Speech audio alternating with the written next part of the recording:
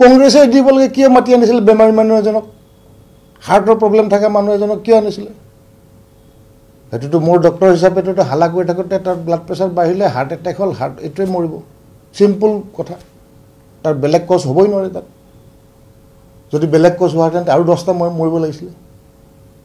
তো গতিকে এটা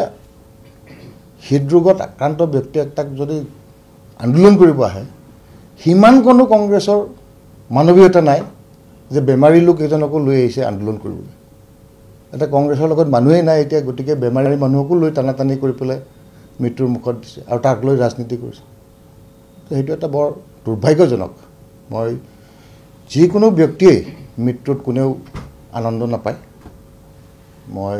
শ্ৰদ্ধাঞ্জলি জ্ঞাপন কৰিছোঁ তেখেতৰ পৰিয়ালবৰ্গলৈ কিন্তু কংগ্ৰেছৰ ভুলৰ কাৰণে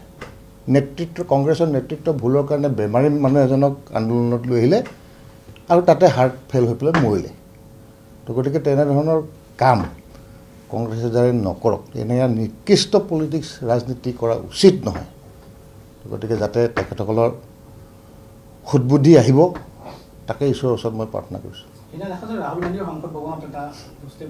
মই ক'লোৱেইতো কংগ্ৰেছৰ দলটোৱেইতো লাঠি জোঙৰ ৰাজনীতি কৰে মাৰা কাটা খেদা খেদি কিবা কিবি এইবিলাক তো গতিকে ৰাহুল গান্ধীওতো কংগ্ৰেছৰে মানুহ তো গতিকে স্বাভাৱিক গতিকে তেখেতসকলৰ ষ্ট্ৰেটেজি নীতি যিটো আছে সেইটোৱে কৰিব তাতকৈতো বেলেগ নাই